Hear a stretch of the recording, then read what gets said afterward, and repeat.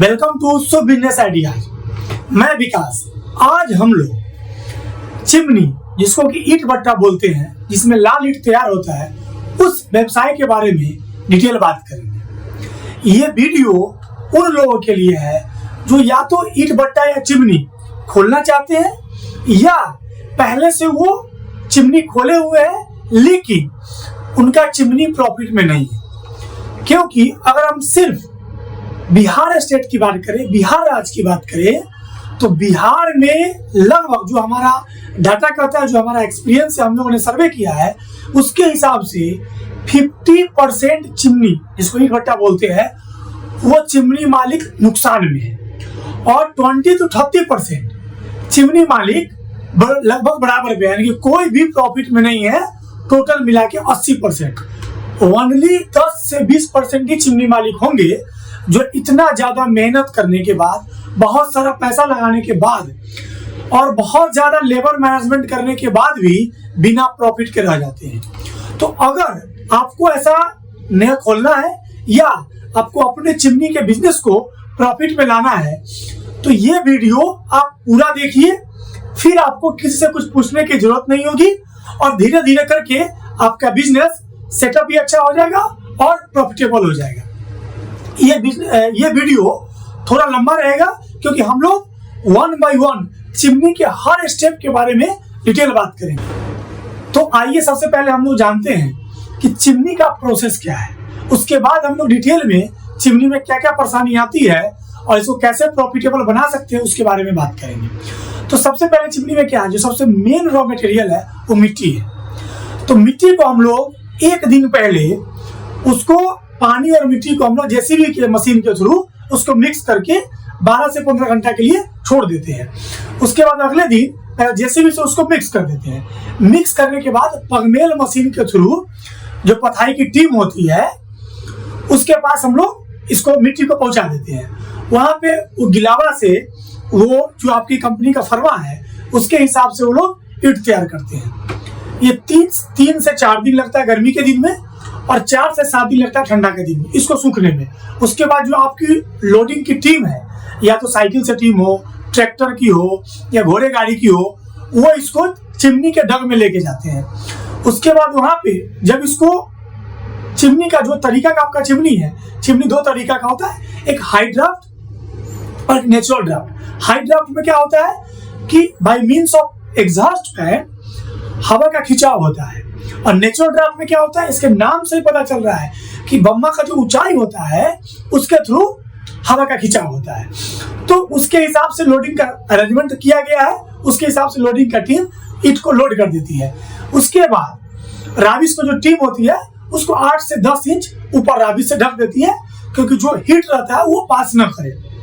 उसके बाद जो फायरिंग की आपकी टीम है, जो एक कंटिन्यूअस प्रोसेस चलता है, वो अपना कोयला का यूज करके जो उनका अपना सिस्टम है उसके हिसाब से ईंट को पकाते हैं। फिर 15 से 25 दिन में ईंट धीरे धीरे ठंडा होता है तो जो निकासी का टीम है उस ईंट को निकालती है छाट के कि 1 नंबर है, पिकेट है, 2 नंबर है, मीठा भाग है।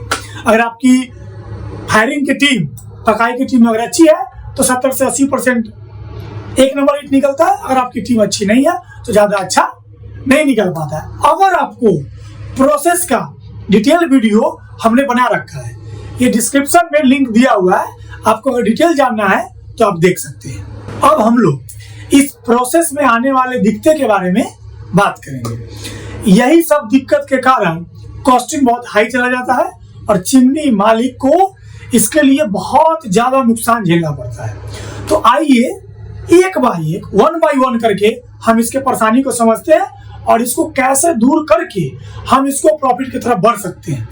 जो हमारा एक्सपीरियंस है, जो हमारा डाटा है, उसके हिसाब से ये फुल्ली प्रैक्टिकल नॉलेज है। ऐसा नहीं है कि यूट्यूब पर बहुत सारी वीडियो है जो सिर्फ हवाई बातें हैं, ये प्रैक्टिकल है। तो सबसे पहले क्या होता है, इसमें मिट्टी होता है। मिट्टी में क्या करना होता है कि अगर आपका केवल आपने स्टोर कर लिया, ये गर्मी के दिन में स्टोर हो जाता है, बरसात के बाद इसको आप मिट्टी को स्टोर कर नहीं सकते हैं, तो लोग क्या करते हैं, पहले मिट्टी को स्टोर कर लिए। अब आपके पास अगर हार्ड मिट्टी का परसेंटेज बहुत बढ़ गया तो जब ये ईंट बनेगा तो कच्चा ईंट भी टूटता बहुत है, पका ईंट भी टूटता बहुत है। इस कारण क्या होगा, आपका कि आपका ईंट के जगह पर टुकड़ी बन गया, तो टुकड़ी बनने से सिर्फ आपका नुकसान हो गया। तो आपको क्या करना है कि केवल हार्ड मिट्टी नहीं होना चाहिए, केवल सॉफ्ट मिट्टी भी नहीं होना चाहिए। अगर सॉफ्ट मिट्टी केवल हो गया तो आपका ईंट का उतना ज्यादा स्ट्रेंथ नहीं रहेगा, आपका ईंट का जो सूख के जो टाइटपन होता है वो कम जाता है, वो ईंट लपट जाता है, उतना उसका फिनिशिंग हाई क्वालिटी का नहीं हो पाता है। तो आपको क्या करना है कि 60 to 70% आपका मिट्टी हार्ड होना चाहिए और 30 से 35%, 40% मैक्सिमम आप कोशिश करिए 70-30 का रेशियो रखना, कि 70% आपका हार्ड मिट्टी हो और 30% आपका सॉफ्ट मिट्टी हो। लेकिन होता क्या है कि जब आप मिट्टी को स्टोर करते हैं 3000 टेलर, 4000 टेलर, 5000 टेलर, कभी आपने एक जगह से मिट्टी उठाया, वो केवल लेयर लग गया केवल हार्ड मिट्टी का, बाद में आपने बोला कि 30% हमको गिराना है, तो आपने क्या किया कि 30% ऊपर से रख दिया, लेकिन आपका जो जेसीबी का टीम है वो सही से उसको मिक्सिंग नहीं कर पाया। अब उससे क्या होगा कि कहीं केवल हार्ड मिट्टी हो गया, कहीं केवल सॉफ्ट मिट्टी हो गया। अब इससे क्या होगा, इससे कभी भी अभी आप जब हार्ड मिट्टी जाने लगा तो ईटा सॉफ्ट होने लगा, जब केवल सॉफ्ट मिट्टी जाने लगा ईटा लपड़ने लगा। तो आपका फर्मा तो वही है, आपका ईंट बनाने वाला भी वही है, लेकिन कभी भी एक साइज का ईंट नहीं बनेगा, तो आप क्वालिटी ईंट नहीं बना सकते। इसके लिए अगर 70-30 आपको गिराना है तो 2 लेयर मिट्टी आपने अगर हार्ड गिरा दिया, 1 लेयर सॉफ्ट गिराइए। इसका मैनेजमेंट आपको करना है, चाहे जैसे मैनेज करिए। फिर 2 लेयर वो, 1 लेयर वो। अगर सपोज मुझे पता है कि कभी कभी किसी भी हाल में ये पॉसिबल नहीं हो पाता है, तो आप सीजन शुरू होने से 1 महीना पहले जेसीबी से इसको कोशिश करिए। आपके पास अनुभव है, आपके टीम के पास अनुभव है कि कैसे हमने मिट्टी गिरवाया है, उसके हिसाब से इसको मिक्स कर दीजिए। अगर आप मिक्स कर देंगे तो आपका ईंट का क्वालिटी बहुत सुपर हो जाएगा। दूसरा, न ज्यादा टुकड़ी होगा और न ज्यादा साइज का डिफरेंस होगा। इसी के कारण एक ही ईंट का कहीं 10 रुपया रेट होता है, कहीं 9 रुपया रेट होता है, क्योंकि आप क्वालिटी इंप्रूव नहीं कर पाएंगे अगर आप इसको छोटी छोटी चीज को अगर आप ध्यान नहीं देते हैं। आपके पास कितना एक्सपीरियंस इससे मैटर नहीं है, आप कितना अच्छा क्वालिटी बना पाते हैं ये मैटर करता है। अब हम लोग इसके बाद बात करेंगे कि आपका जो फर्मा है वहां से तो आपका मिट्टी आपने स्टोर कर लिया, मिट्टी को आपने सीजन से पहले मिक्स भी कर दिया, लेकिन आपको एक और चीज ध्यान देना है कि जब आपकी जो जेसीबी और पगमेल की टीम है, जब मिट्टी को 1 दिन पहले पानी में डालती है, उसमें क्या है, उन्होंने पहले पूरा पानी भर दिया, फिर मिट्टी डाल दी और छोड़ दिया। अभी आप सामने देखने वाले हैं, आपके जो मैनेजर है, मुंशी है, देखने वाले हैं, तो जेसीबी की टीम ने क्या किया कि सही से उसको मिक्स किया, नहीं तो सही से मिक्स नहीं किया।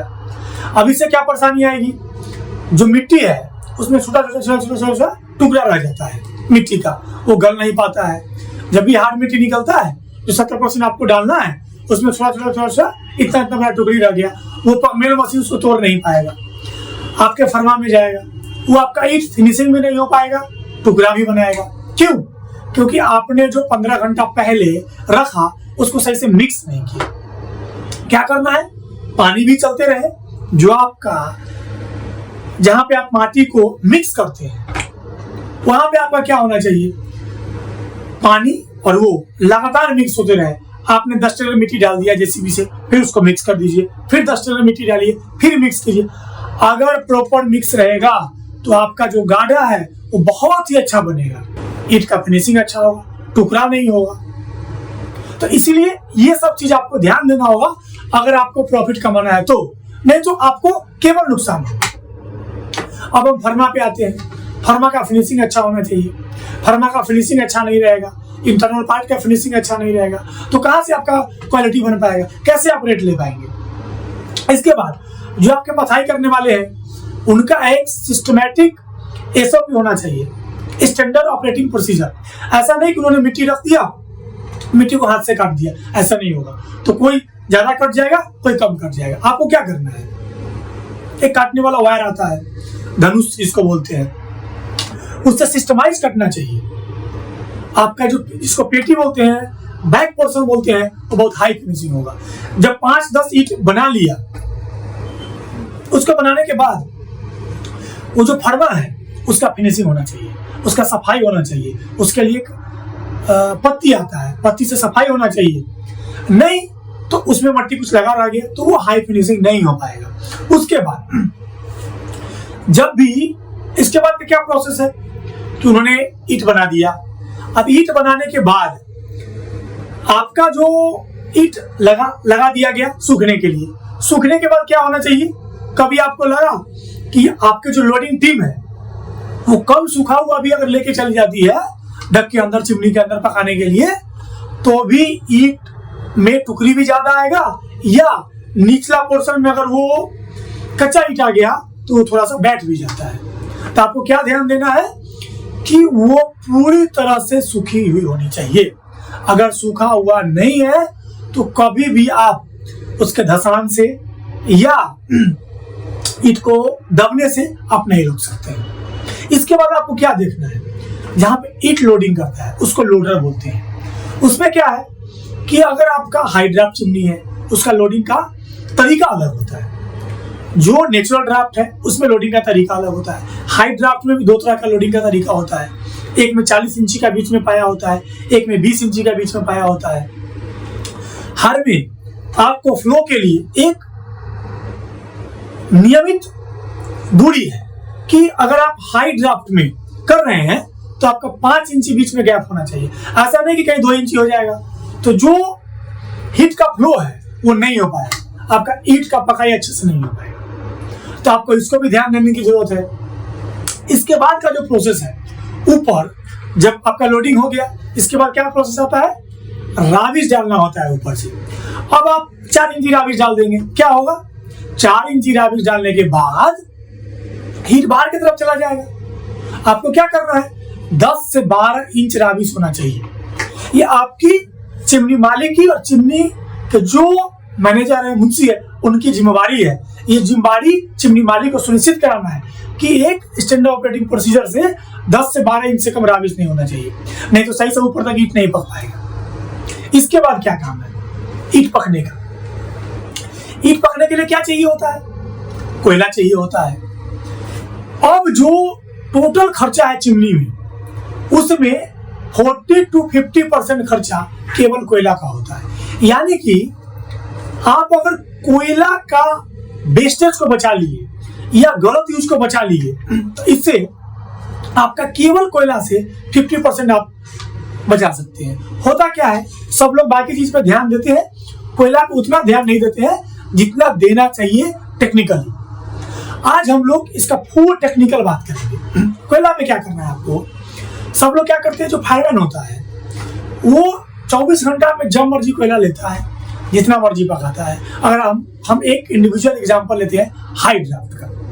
हाई ड्राफ्ट में चेम्बर वाइज ईंट का लोडिंग होता है, तो एक होना चाहिए कि एक दिन में 24 आवर में 3 चेम्बर पके या 2 चेम्बर पके। तो एक सिस्टम आप बनाइए कि अगर आप 2 चेम्बर आपका फायरमैन बनाता है तो 2 बार उसको कोयला दीजिए ओनली। अगर 3 चेम्बर बनाता है तो उसको 3 बार कोयला दीजिए। एक फिक्स होना चाहिए कि अगर हम लोग 2 चेम्बर पका रहा है तो अगर हम लोग, वो डिपेंड करता है कितना आपका चौड़ा है। तो अगर आपने कर दिया कि 1 चेम्बर पकाने के लिए हम लोग 3 टन कोयला देंगे या 2.5 टन कोयला देंगे या 2 टन कोयला देंगे, तो अगर 2 चेम्बर पका के आपको दे रहा है तो फिक्स आप 2 चेम्बर के लिए एक बार मॉर्निंग एक बार इवनिंग 2 ही बार कोयला दीजिए। अगर आप 3 चेम्बर पका रहा है तो 2-2 टन 3 बार दीजिए या 2.5 टन 3 बार दीजिए, जो आपका चौड़ाई है उसके हिसाब से। लोग क्या करते हैं, कोयला का स्टॉक रखा हुआ है, वहां से वो उठाते जा रहा है कोयला, उठाते जा रहा है कोयला। अब उसमें क्या होता है कि शिफ्ट वाइज होता है फायरमैन। अब कोई शिफ्ट वाला ज्यादा डाल दिया किसी चेम्बर में, कोई शिफ्ट वाला कम डाल दिया, कोई इसका लिखित वो नहीं कितना किसने डाला। इससे क्या होगा, कभी आपका ईंट झामा हो गया ज्यादा कोयला डालने से, कभी कोयला कम डालने से 2 नंबर में मीठा पाक हो गया। आपका एक राउंड में अगर 7 लाख ईंट है, 8 लाख ईंट है, आप एक बार में जितना 2 साल में कमाएंगे आपका एक राउंड में बर्बाद हो गया। तो आपको क्या चीज ध्यान देना है कि एक फिक्स अमाउंट उसको चेम्बर वाइड ही देना है, ऐसा नहीं कितना मर्जी ले लिया।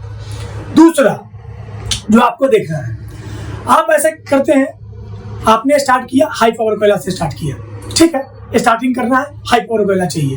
केवल अगर पूरे सीजन में अगर आप हाई पावर कोयला देते हैं तो क्या होगा, झामा होने का, पीकेट होने का डर ज्यादा रहता है।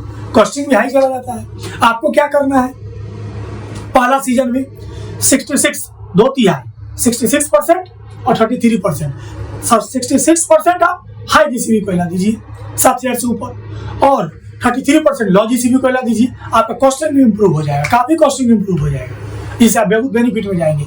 जैसे ही second round, third round, fourth round, fifth round होता है, आप 50-50% कर दे हाई जीसीबी और लो जीसीबी। अगर गलती से ज्यादा भी कोयला डल गया तो पीक होने का डर नहीं होगा, जामा होने का डर नहीं होगा। यहां से आप कॉस्टिंग में जा सकते हैं। हाई जीसीबी कोयला आपको आसाम में मिलता है, यूएसए इंडोनेशिया कोयला मिलता है। डिस्क्रिप्शन में कौन सा कोयला यूज करना चाहिए और कैसे यूज करना चाहिए पूरा डिटेल लिंक दिया हुआ, आप एक बार देख सकते हैं। यहां से क्या हुआ, आपने कोयला से बचा लिया, सही समय पर कोयला देने से आपका ईटा बच गया। तो ये सब चीज अगर आप करते हैं तभी आप चिमनी से प्रॉफिट कमा सकते हैं, क्योंकि 50%, 40 to 50% तो केवल कोयला में लगता है, बाकी चीज में 50 to 60% नहीं लगता है।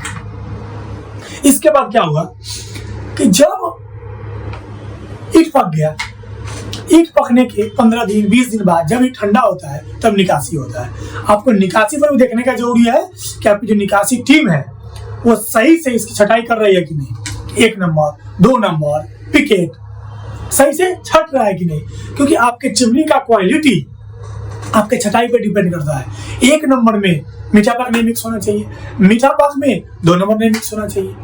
अगर ये सब चीज आप करते हैं तो आपका चिमनी आपके एरिया में सबसे ऊपर ब्रांड रहेगा और उतना ही कॉस्टिंग में आपको पर ईट 1 रुपया का एक्स्ट्रा बेनिफिट मिलेगा। तो ये हर एक चीज का डिटेल है कि आपको कैसे करना है। अब आप 2-4 चीज और ध्यान देने की जरूरत है। जैसे ईट का लोडिंग होता है, बहुत सारे जो ऑनर होते हैं वो हमेशा नहीं रहते हैं चिमनी पर। अब ईट में आप खुद से डिफाइन करिए कि एक चैम्बर में कितना ईट आता है। आप इसको चेक करवाइए, चेक करिए कि आपने अगर 3 चैम्बर का लोडिंग किया तो अगर 15,000, 14,000 या 12,000 एक चैम्बर में आपका आ रहा है तो उतना ही ईट आपका जो डाटा है, जो कॉपी है उसमें आना चाहिए। ऐसा नहीं कि 12,000 चैम्बर में आता है और आपके टीम में कुछ लोग गड़बड़ होने के कारण वो 14-15,000 का आपका पैसा जा रहा है, यहाँ पे लोग बर्बाद होते हैं। दूसरा, टोटल हीट कितना पथाई हुआ, उसमें से 5% उसको वेस्टेज मान लेते हैं आप। उसके बाद कितना एंट्री हुआ, कितना लोडिंग में गया, कितना निकासी में हो गया, इस सब का हिसाब सही से रखना बहुत जरूरी है, नहीं तो केवल आप नुकसान सहेंगे।